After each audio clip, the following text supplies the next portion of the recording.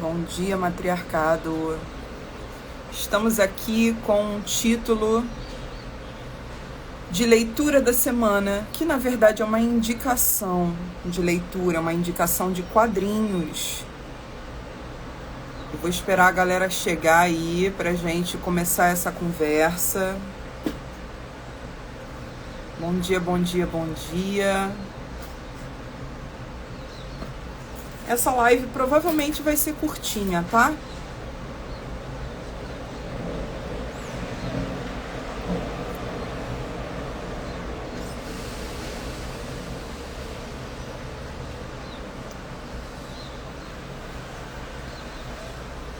Ai, ai. Tô aqui com meu bebê no meu colo, que não dá pra vocês verem. Dá pra ver? Dá pra ver, ó. Neném.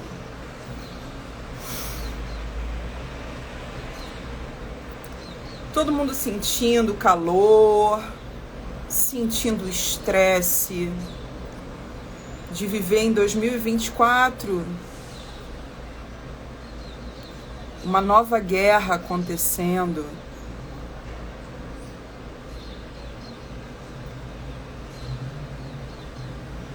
A destruição do meio ambiente ser escalada.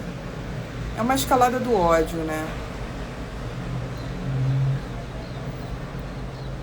Esperando o pessoal chegar. Né, meu filho?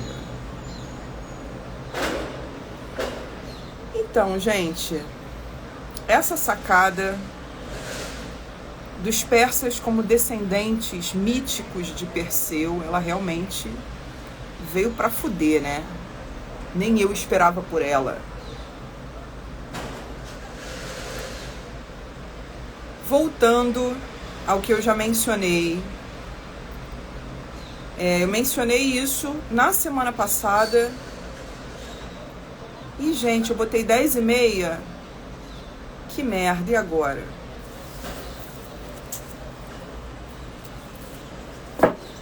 A burra. Então vamos lá, ao vivaço, editar essa informação. Peraí.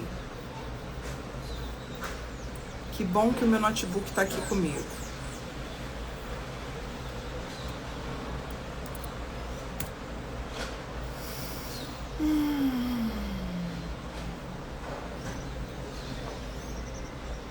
Vocês me dêem uns minutinhos. Vai carregar aqui, tá em 10% ainda, WhatsApp Web. Mas então, na semana passada, eu cheguei a comentar nos stories e eu pedi licença a essa pessoa para que eu pudesse comentar isso. Mas eu atendi uma brasileira, uma jornalista brasileira, descendente de libaneses, que casou com um libanês e foi morar lá. Obviamente, ela queria saber o que fazer da vida dela, né?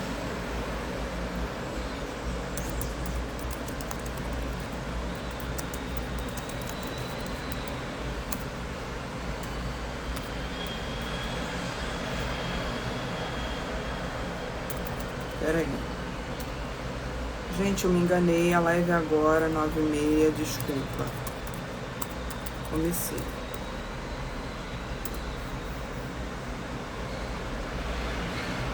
E eu pedi licença a ela para que eu pudesse abordar, porque é um estudo de caso interessantíssimo, né? Espero que ela consiga voltar logo pro Brasil. Mas,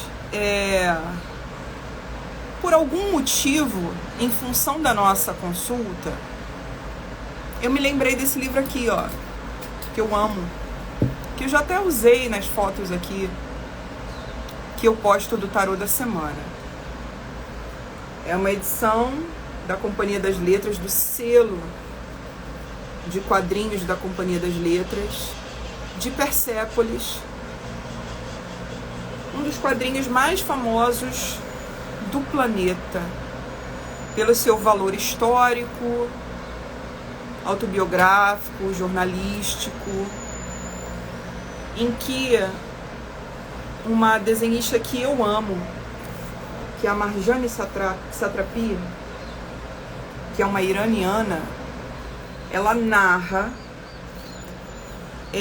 as mudanças que ela viu acontecerem na sociedade com a Revolução Iraniana, que ali por volta de 1979, ela nasceu em 1979, e antes o Irã, a Pérsia, era governada por um rei, por um chá, e depois ela se torna uma república islâmica, passa a ser governada por um ayatollah, uma autoridade não só política, mas religiosa também do Islã, né? Persépolis já caiu em Enem, né? Tô ligada. Eu amo muito Persépolis pela própria linguagem dela. Ela é uma mulher que consegue passar tudo isso com uma inteligência, uma sagacidade, em muitos momentos uma leveza, né, que é fascinante. E tem também a versão em audiovisual. Tem também o desenho lá, que é o máximo, que eu sugiro, e que acho que tem na íntegra, em português, dublado no YouTube, tá? Persépolis dá nome ao nosso jogo da semana, porque, oi Gabi, querida, porque nós estamos falando de Perseu, nós estamos falando do cara que é conhecido por ter cortado a cabeça da Medusa. E eu espero mesmo que ele corte a cabeça da Medusa dessa vez. Eu espero que os seus descendentes míticos, que são os persas, que são os iranianos, eles consigam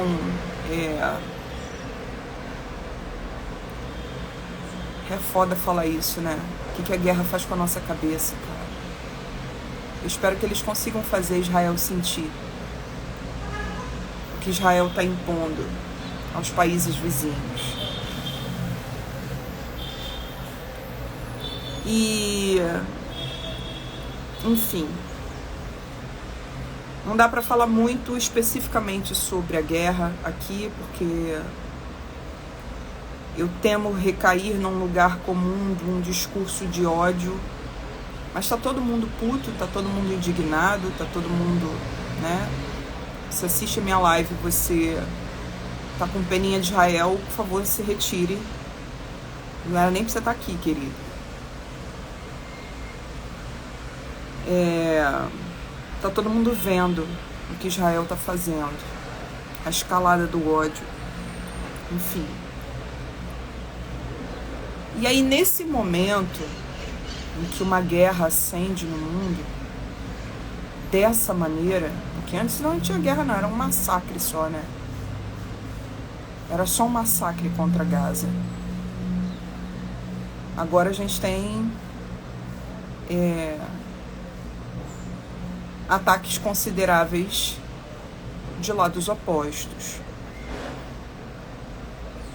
Então, nesse momento, nesse contexto, surge um guerreiro com uma qualidade de guerreiro que não é comum, que é um cara que ele não banaliza a vida. É um cara que vai para a batalha para defender a vida. O cavaleiro do amor, o cavaleiro do naipe de corações, como eu gosto de dizer, o cavaleiro da esperança. E aí eu comentei ontem com o laboratório, né? Poxa, como eu queria que o cavaleiro de copas se manifestasse como um sujeito apaixonado, me escrevendo, dizendo, tô com saudade de você, te quero. Como eu queria que ele se manifestasse assim pra gente, na forma de uma pessoa apaixonada por você. Talvez uma taróloga mais rasa ou contaminada por esse positivismo, essa positividade tóxica, talvez ela acabasse lendo assim esse jogo, mas eu não posso ler assim, eu não posso me dar o luxo de ler dessa maneira e te prometer que é uma pessoa apaixonada por você vai aparecer essa semana na sua vida. Pode acontecer? Pode. Mas na verdade esse cavaleiro do amor, ele aparece para fazer frente ao ódio. Essa é a função dele, coletivamente. Como ele vai se manifestar nas individualidades é outra conversa. A gente vai ver, a gente vai acompanhar, vocês vão me dar retorno. Mas ele é o cara que chega pra você e fala, vem cá, você tá no mundo para endossar a fileira daqueles que odeiam, ou você tá no mundo para endossar a fileira daqueles que amam. O que não significa entregar florzinha para policial na manifestação, tá? Não é essa caricatura, não. Às vezes é ir pra guerra mesmo.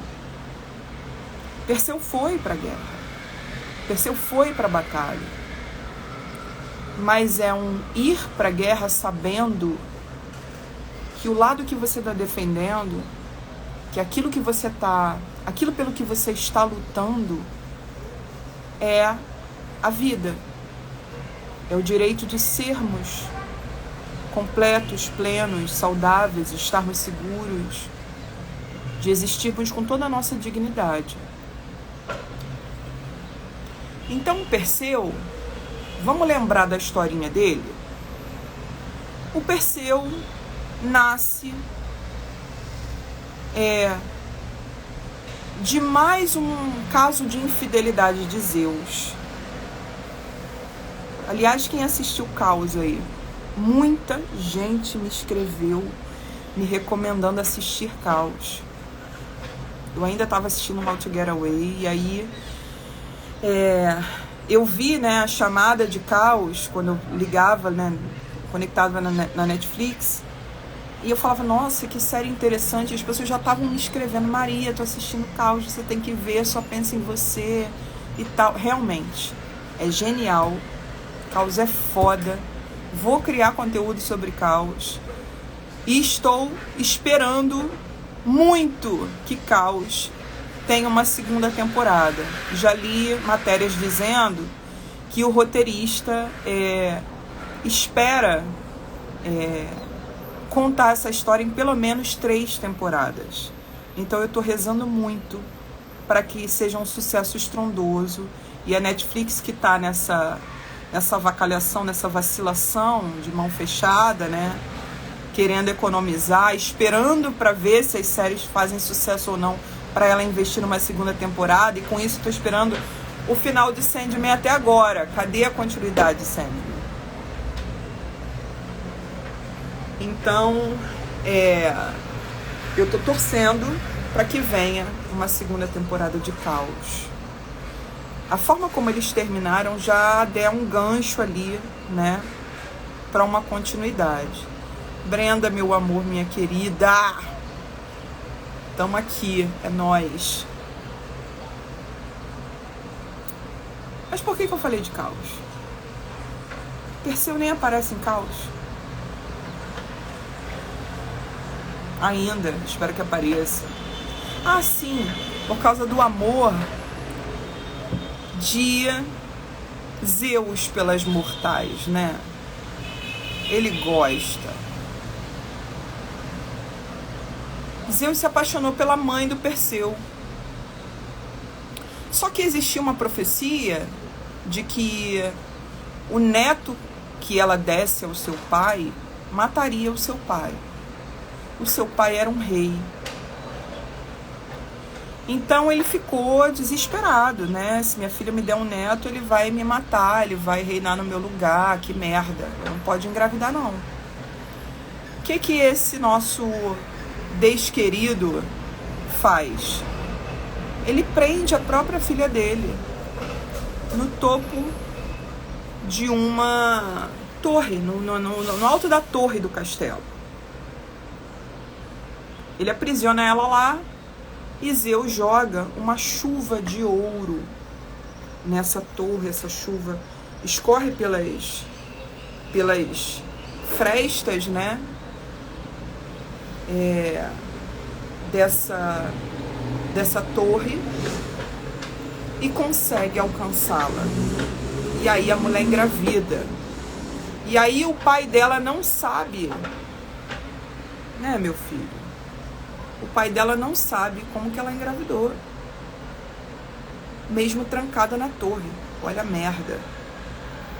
E aí o pai expulsa ela do reino, bota ela para correr. Ela é acolhida na corte de um outro rei. E esse rei cresce o olho para cima dela. Então ela, jovenzinha, grávida, é acolhida na corte desse rei e começa o assédio. Começa um assédio que leva anos. O cara tá ali sempre a um passo de estuprar a mãe do Perseu. Só que nasce um garoto, né? Nasce um garoto que desde cedo ele é muito grudado com a mãe e protege a mãe. Ele protege essa mãe solo, fareja todo o mal que cerca essa mãe, e ele cresce como um super guerreiro. Ele cresce muito instruído nas artes da guerra. E aí, quando ele é adolescente, quase chegando à idade adulta, estão convocando jovens guerreiros para combater a Medusa, um feminino selvagem que perdeu o controle, que tem o poder de dizimar a humanidade, virou uma arma de guerra. Ela foi vítima de abuso. A gente já conversou sobre isso aqui. A minha leitura para Medusa é um pouco diferente das leituras contemporâneas feministas que vêm sendo feitas para ela, porque elas criminalizam Perseu. E Perseu não é o vilão dessa história. Perseu é apenas um jovem que viu a sua mãe viver muitas violências. Então ele se candidata. Na verdade, ele é forçado pelo rei, que assedia a mãe dele, a ir lá como um dos jovens que se alistam para tentar combater a Medusa. E aí, dois deuses se afeiçoam por Perseu e enchem ele de recursos divinos para que ele consiga vencer a Medusa. A deusa Atena dá a ele armas, inclusive o escudo com o qual ele vai conseguir cortar a cabeça da Medusa, sem olhar para ela. O deus Hermes dá a ele sandálias especiais, porque o Hermes é conhecido por ter sandálias com asas, né? Ele voa, ele circula entre mundos. Então, esse jovem é abraçado pelos deuses, é equipado pelos deuses para que ele possa vencer a Medusa. A Medusa é aquela mulher que teria sido transformada em um monstro pela deusa Atena, porque era uma sacerdotisa de Atena, que é uma deusa virgem, e ela teria profanado o templo de Atena, se deitado com o deus Poseidon. Há versões do mito de que ela teria sido estuprada por Poseidon. Há outras versões do mito em que ela não teria sido uma mulher antes, que ela desde sempre foi uma górgona, uma criatura monstruosa. Então há esse espaço aí para que se discuta o que de fato é a Medusa. Mas se a gente for olhar para outras mitologias, a gente vai ver que existem formas do feminino selvagem que se tornam assustadoras, que se tornam armas de guerra. Eu já falei sobre isso aqui. Então é preciso que isso exista. Até porque isso vai representar pra gente o que a gente se torna, a fúria para a qual a gente vai depois de sofrer certas violências, e o quanto isso é capaz de nos sequestrar e roubar de nós mesmas a vida que a gente ainda tem pela frente. Não é? É a mesma coisa que acontece com Israel. Se torna uma medusa. Sofreu o que sofreu na Segunda Guerra. E agora o oprimido se torna opressor. A medusa empedra as pessoas. E as pessoas acabam quebrando, virando escombros. Isso é a imagem de uma guerra. As pessoas viram escombros. Então, Perseu consegue, com os recursos dados pelos deuses, desenvolver uma estratégia em que ele corta a cabeça da medusa. Porque a medusa, de uma mulher absolutamente linda, se torna uma criatura assustadora, monstruosa, que possui um cabelo cheio de serpentes, uma face endurecida, e quem olhar para ela vira pedra. A medusa aparece em Caos, e ela é linda mesmo, uma atriz muito linda, né?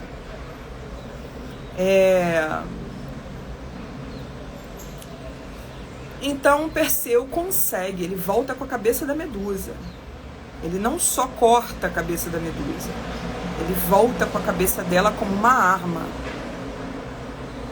No meio do caminho, ele vê que tem uma donzela tadinha que está sendo atacada por um Godzilla do mar, por uma criatura, um monstro marinho. Essa donzela se chama Andrômeda. Não Shun de Andrômeda, Andrômeda só. E aí Perseu larga as porra das armas todas na areia e entra lá no mar e vamos salvar a donzela, e traz a donzela, e pega o Uber, e bota as armas no Uber, e vamos embora pra casa com a donzela e tudo. Ele é realmente a imagem de um salvador das mulheres, né? Quando ele volta, ele chega pro rei e fala: aqui, ó, que eu trouxe.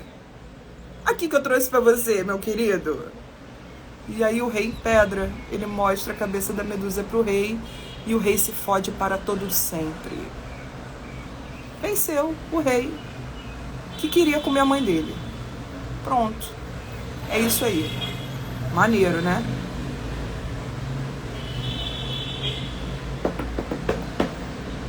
Perseu apareceu como nosso cavaleiro de copas há 2 semanas, quando estourou o caso do Puff Daddy. O caso das festas cheias de violência sexual, de redução do discernimento através do consumo exacerbado de drogas, de exploração sexual, que marcam não só a cena do hip hop norte-americano, mas que envolvem Hollywood. E é por isso que a merda não vazou ainda para tudo quanto é lado. Porque Leonardo DiCaprio, que só gosta de garotinha, e quando as garotas cumprem 26 anos, ele manda elas, despacha elas da vida dele, participava dessas festas. Era um dos maiores frequentadores dessa festa. Assim como ele, vários outros atores, várias outras atrizes, né? O showbiz em peso frequentava essa festinha. E o cara, por trás dessas festas, é um magnata do tráfico de pessoas, da exploração sexual. da venda de conteúdo pornográfico sem o consentimento. E aí? Então, o nosso Perseu querido, cavaleiro de copas, já saiu lá atrás para dizer, ó, não quero mais essa masculinidade, tá? Precisamos reinventar. Se fode aí. Não queremos mais, não toleramos mais violência masculina. Então, Perseu é aquele que se levanta para defender fundamentalmente a vida. Ele é, entre todos os cavaleiros, talvez o mais honrado. Talvez aquele que dialoga profundamente com o nosso direito de continuar tendo alguma esperança. A gente está viva, cara. Alguma fé no ser humano. Os cavaleiros fazem isso. Eles são, de maneira geral, esses cavaleiros, acontece uma reviravolta. Eles cometem algum erro, né, dentro da estrutura do tarô mitológico. Os cavaleiros, para o tarô universal, eles representam a honra de cada naipe. Mas quando essa história é contada através do tarô mitológico, quando as autoras desse tarô escolhem figuras míticas para ocupar essas cartas,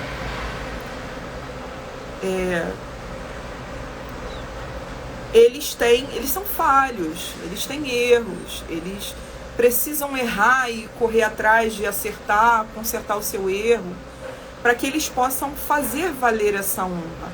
É uma honra que se manifesta em face do erro, do imprevisto, enfim, tem um conflito, né? Tem uma reviravolta ali, tem uma jornada de herói por trás dessa honra. Só que Perseu, não. Perseu é bonzinho do início ao fim. Ele é todo coração. Então não dá pra gente representar, não. Eu compreendo o valor artístico da representação de Medusa segurando a cabeça de Perseu. Existe um monumento para isso nos Estados Unidos. Eu compreendo nosso direito a uma releitura feminista dos mitos, mas eu sou uma defensora de Perseu. Eu sou uma defensora desse feministo. Eu acho que é uma outra história que está sendo contada. Ele é aquele masculino que tem o poder de tornar a Medusa obsoleta, de dizer para nós que não precisamos ficar aprisionadas nas violências que sofremos. E que essas violências, essa carga de violência que se levanta em nós, ela tem que ser direcionada não para a totalidade dos homens, mas para aqueles que são afinizados com o ódio, com a destruição. Aí por que o tarô mitológico está trazendo Perseu agora? Porque, porra, o mundo está se fudendo em ódio. Então ele pergunta para você, e aí, meu amor? Cadê teu Perseu interior? Cadê a tua capacidade de acreditar no humano apesar de tudo? Cadê a sua capacidade de ser imune ao bichinho do ódio e fazer valer o amor que você ainda carrega, que ainda existe dentro de você? Não é, meu amorzinho gostoso?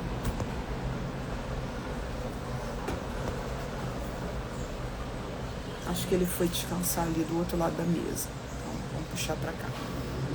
Se ele voltar, eu empurro mais. O resto do jogo é muito coeso. Voltou, rapidinho. O resto do jogo é muito coeso. Todas as cartas... Cheio de pelo. Todas as outras cartas, elas estão bem ali, ó. Sabe aquele arroz grudadinho? Que tu botou água demais nele? Que tu mexeu demais na hora que tinha que deixar ele sozinho, secando?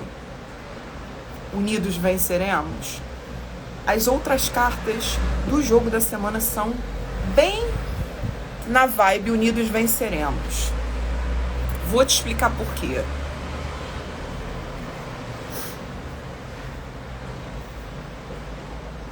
A gente tem 2 cartas de ouros e 2 cartas de paus. Essas 2 cartas de paus são sequenciais, um ás e um 2. E no topo do jogo, esse 2 de paus está do lado de um 2 de ouros. Temos 2 cartas 2 no topo, olha que maneiro. Quando você pegar para ler um jogo seu, você que está começando a jogar tarô, você que fica meio, perdida, meio John Travolta, diante de uma mesa de jogo, olha para as coincidências.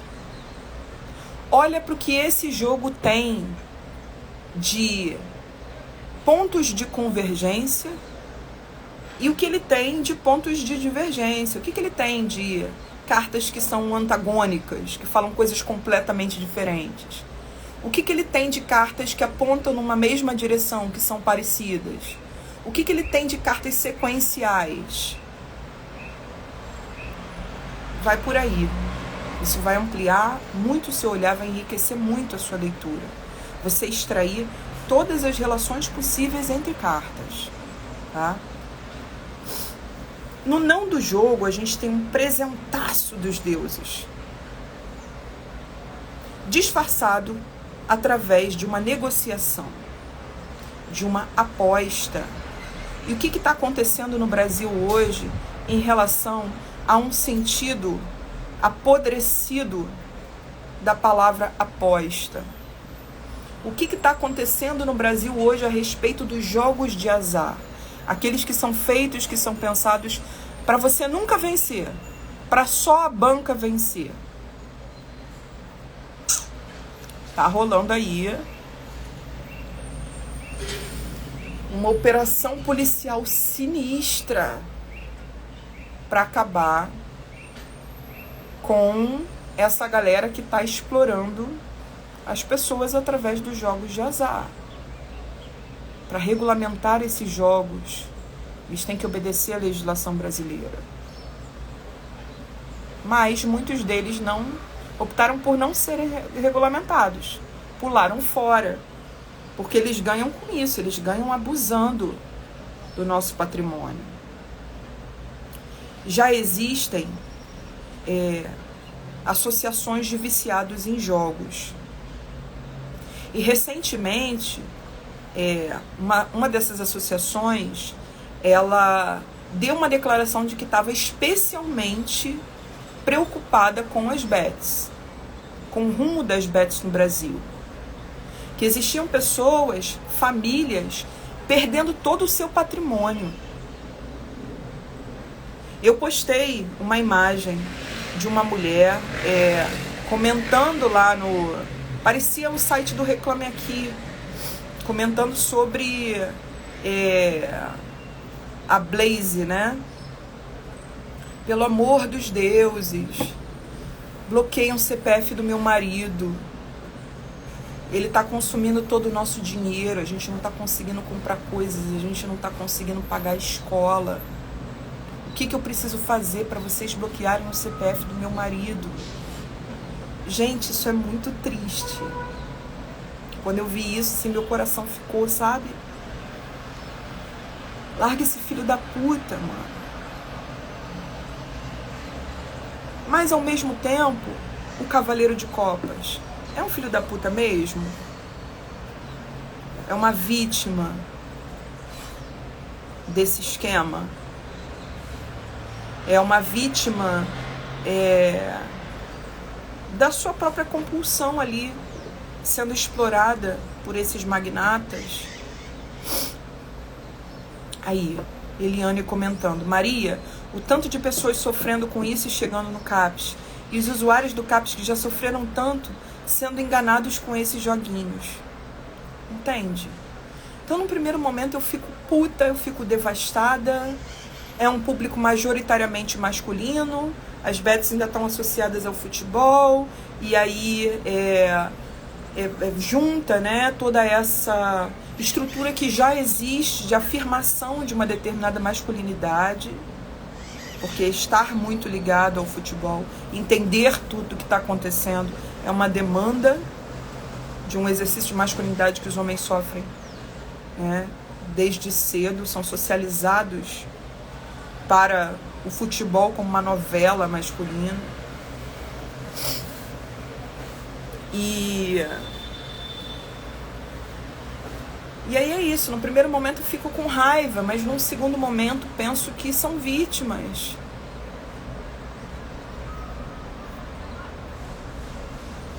Olha o poder dos donos do jogo do bicho. O poder dos bicheiros no Brasil.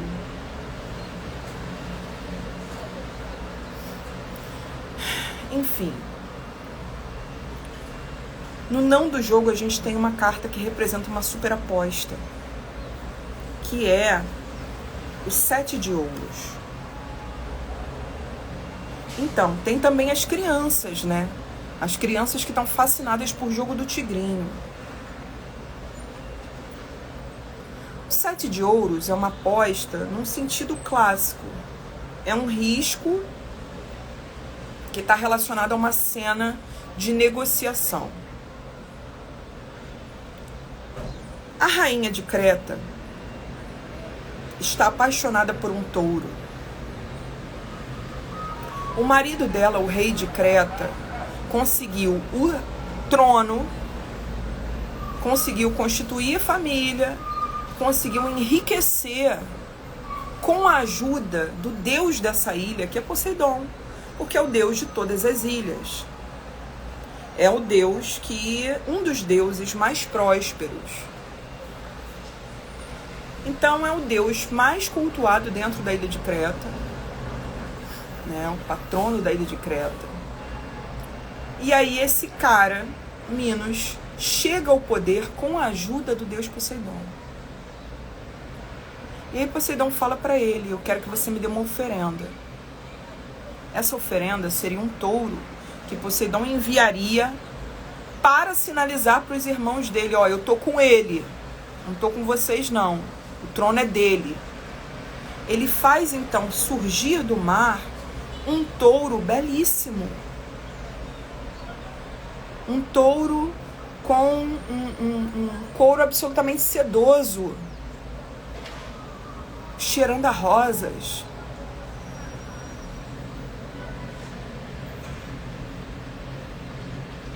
E é esse touro que o nosso rei Minos vai ter que sacrificar para Poseidon. Mas ele diz: eu não vou sacrificar esse touro é bonito pra caralho. Vou guardar esse touro pra mim e vou dar um outro xixelento pra ele. Pega um touro aí qualquer, é esse que eu vou enviar pra ele, não vai ser esse aqui não, esse aqui vai ficar comigo. Esse aqui é bonito demais. Que merda, né? Que burrice do caralho. Tentou enganar os deuses, cara. Vai dar merda. Poseidon fica revoltado, chama Afrodite e fala: como é que a gente vai sacanear esse filho da puta? Ele não quer me dar minha oferenda, cara. Afrodite, né, toda assanhada, pensa: vamos fazer a mulher dele se apaixonar pelo touro. Simples assim. E a mulher dele fica desesperada, doida pra dar pro touro. Essa é a versão oficial. Agora eu vou te contar qual é a versão extraoficial. A mulher dele pertence a um culto muito antigo que cultua Poseidon como o touro que faz a terra estremecer. Ela pertence a um culto de fertilidade.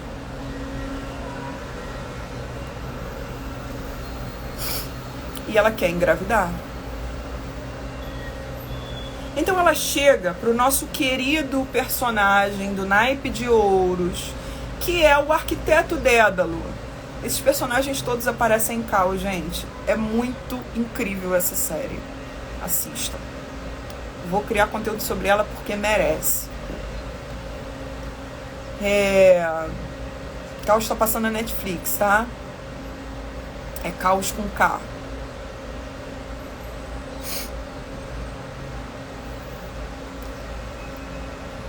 Essa rainha chega pro nosso personagem principal do Naipe de Ouros, aquele cuja jornada do herói está sendo contada de 2 até 10 desse naipe, e que é um cara que, por que ele tem a ver com o Naipe de Ouros? Porque ele é alguém que transforma a matéria-prima. Ele é alguém que transforma o meio. Ele materializa coisas. Ele é um arquiteto. Ele é originalmente um marceneiro. Então ele passa a fazer outras coisas, a construir de tudo.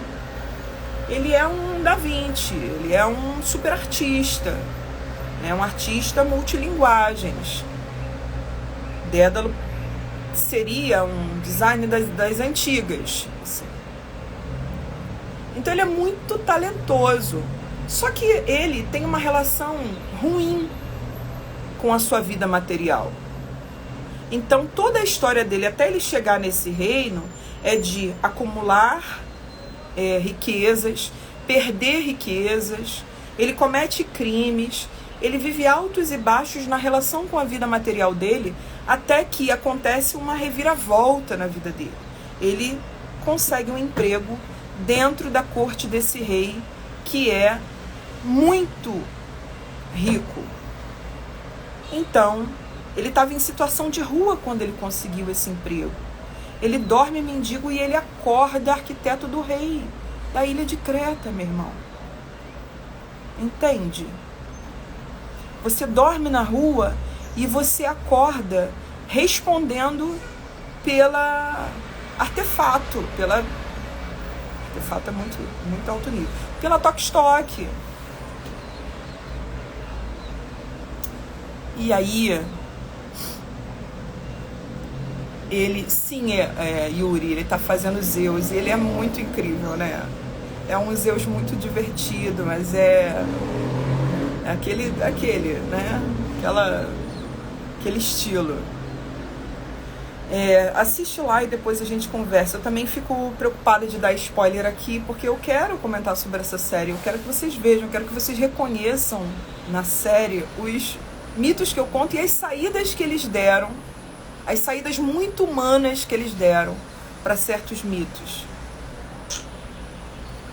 Bom, então nosso arquiteto Dédalo chega à corte desse rei, que deu a ele uma segunda chance. Ele tinha perdido tudo e ele ganha um novo emprego onde ele ganha muito bem.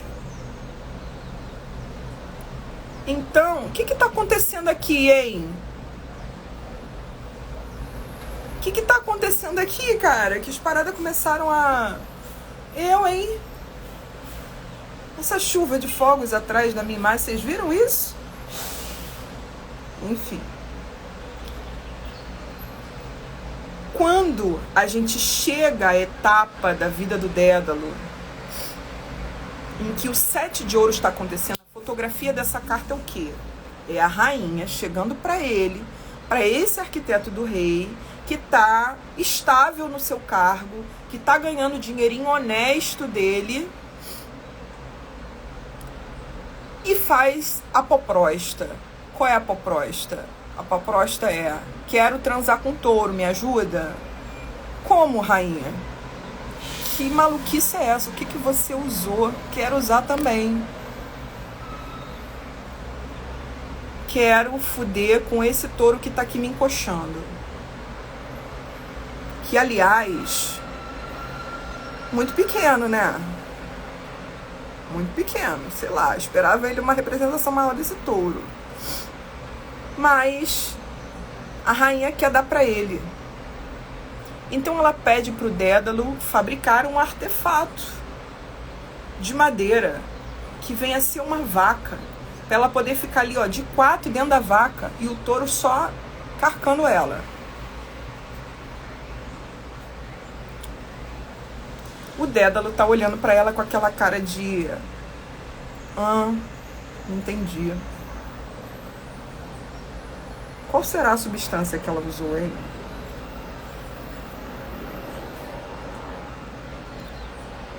E aí o Dédalo pensa, essa mulher tá muito maluca, cara.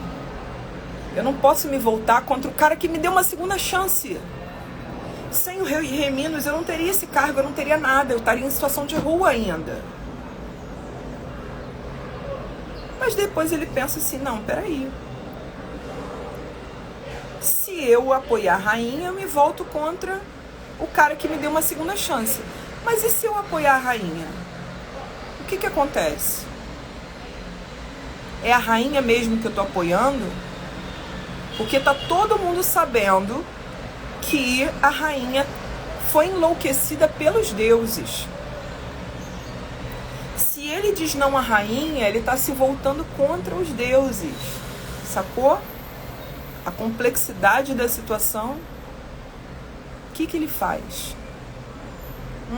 Aceita essa proposta ou não aceita essa proposta? Esse é o dilema de Dédalo no 7 de ouros, porque é uma carta que representa uma negociação. E as negociações envolvem risco, envolvem apostas, mas um sentido de aposta que é um sentido digno. Não é o sentido das bets, não é o sentido dos jogos de azar no Brasil. É por isso que essa carta tem saído há algumas semanas falando que esse universo está sendo mexido. Essa carta saiu lá atrás, quando doutora Deolane foi pega. Ela saiu no contexto lá do Gustavo Lima sendo investigado. Então é uma carta que vem anunciando que esse cenário especificamente, no que diz respeito a uma leitura coletiva, está sendo chacoalhado. Nesta semana ela sai no não. Então eu acho que a gente pode dar passos largos no sentido da proibição desses jogos de azar, tá? Bom, no 7 de ouros, o Dédalo vai, que é um spoiler, ele vai pegar esse trabalho para fazer. Ele vai aceitar a proposta da rainha. Ele vai aceitar a proposta da rainha porque é mais do que simplesmente se voltar contra o rei que deu uma segunda chance a ele. É entrar na novelinha dos deuses e ganhar uma bolada por isso. Os deuses estão selecionando ele e dizendo, eu quero que você faça parte da novelinha. Vem cá, você tem um papel importante nisso tudo e você vai ser muito bem remunerado. A rainha dá a ele um moedão gigante dourado, ó.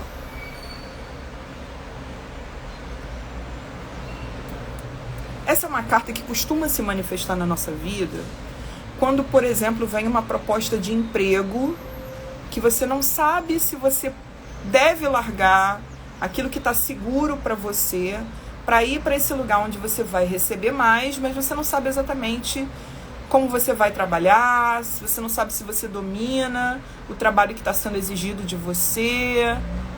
Então,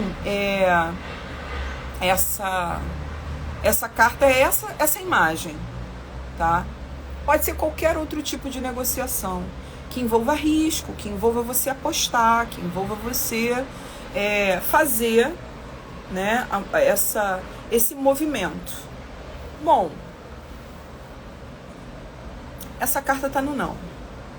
Para mim, ela é a gente prestar atenção num momento em que algo pode mudar radicalmente no cenário da nossa vida material. Então, a vida material vem acontecendo daquele jeitinho ali. Dédalo tá estável no cargo dele. É a possibilidade de rolar uma guinada na nossa grana ou no nosso patrimônio, tipo, você comprar uma casa, você comprar um carro.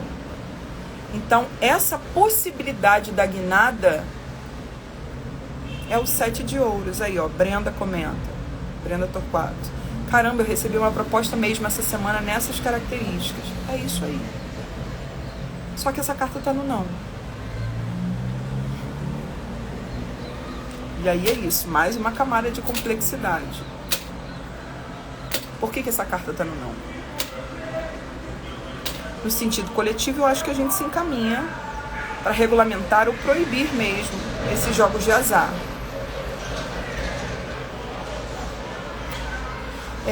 Num sentido individual, as outras cartas vão explicar por que é que essa está no não. Porque as outras cartas todas estão relacionadas ao porquê do jogo. Que é aquela história do arroz unidos venceremos. Elas estão ali grudadinhas com o as de paus que saiu no porquê do jogo. Essa negociação vale para o amor, retomada de relações? Não. Quem vai falar de amor nesse jogo é o cavaleiro de copas. Essa pessoa te faz sentir amor mesmo? Essa pessoa faz você ter fé na humanidade? Essa pessoa tem uma determinada sensibilidade que você admira? Ela tem características do cavaleiro de copas?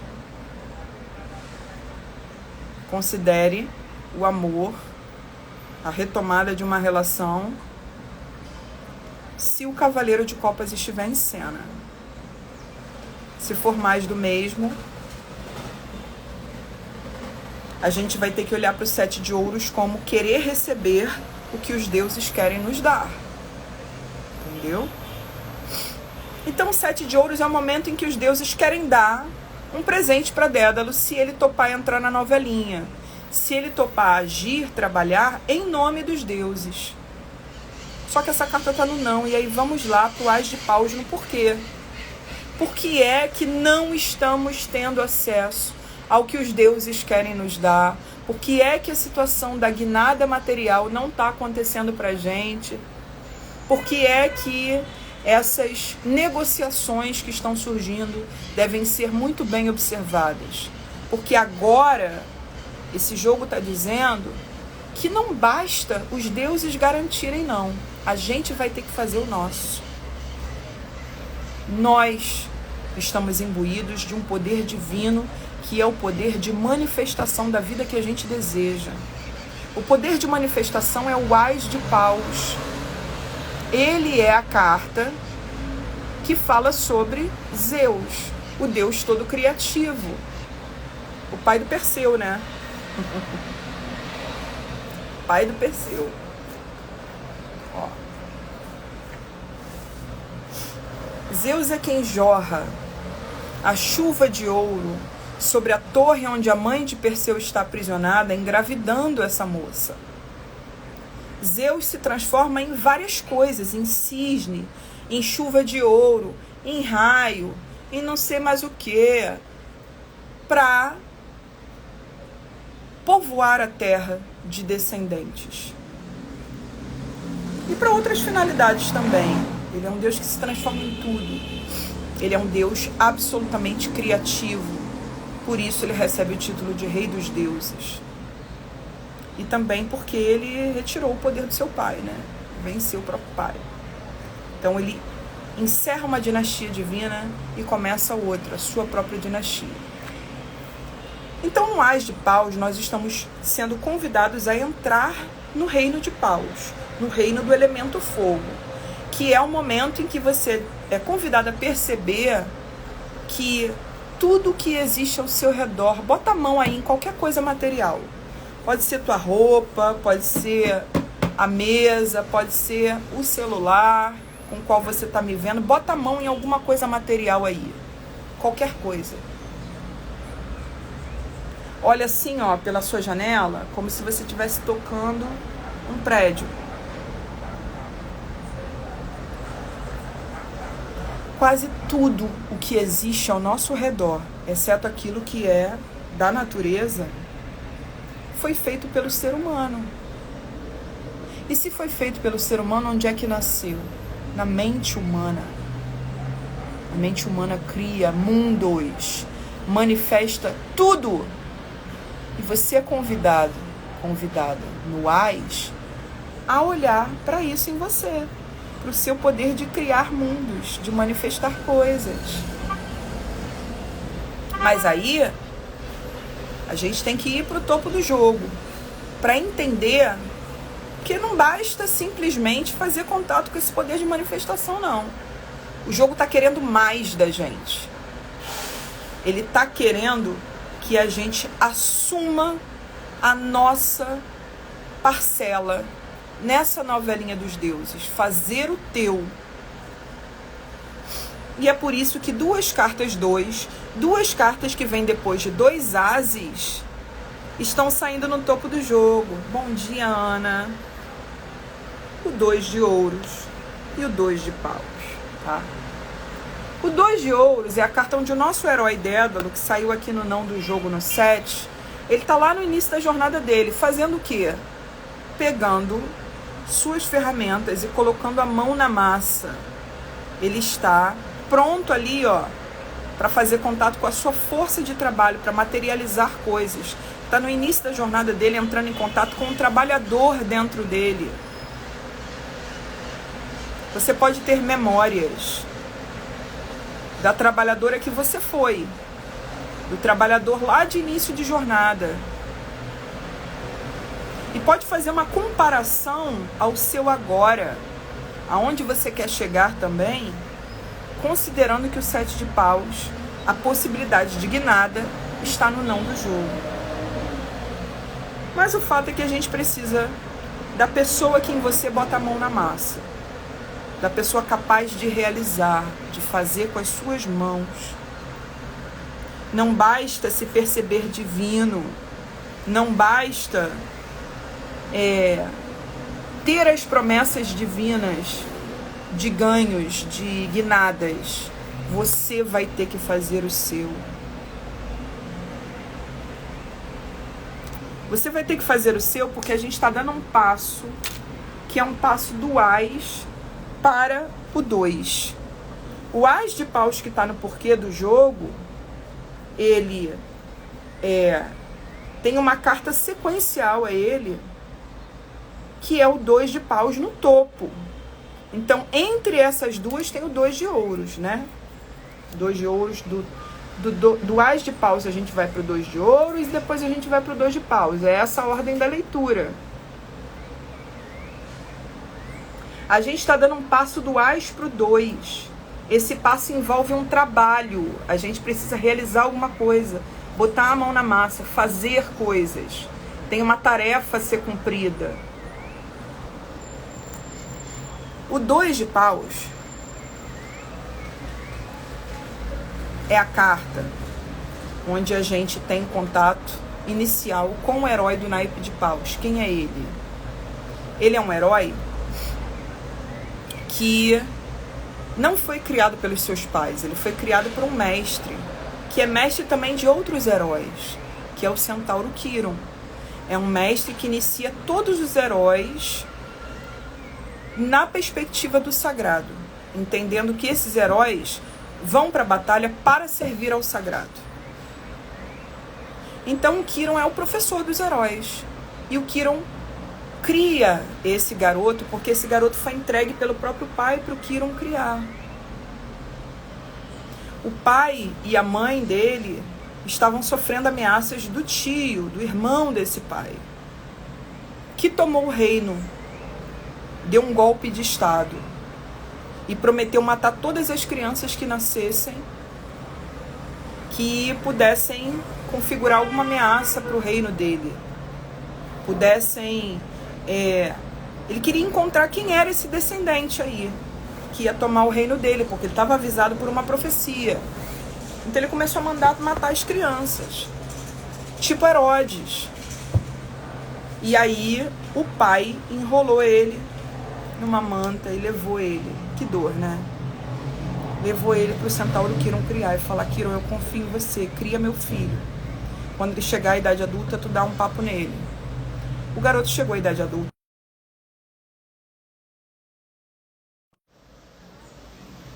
Vocês estão me ouvindo normal ou tá dando delay? Porque eu tive que rejeitar uma ligação aqui, esse inferno dessas ligações de São Paulo.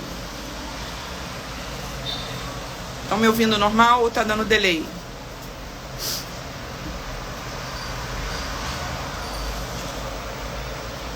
Sim significa o quê? Normal?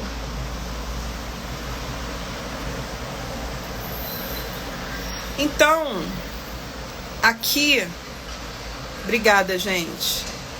Aqui o herói cresceu, super corajoso, formado, e ele vai lá fazer a sua consulta com o Quiron, com o grande mestre, que está dentro de uma caverna.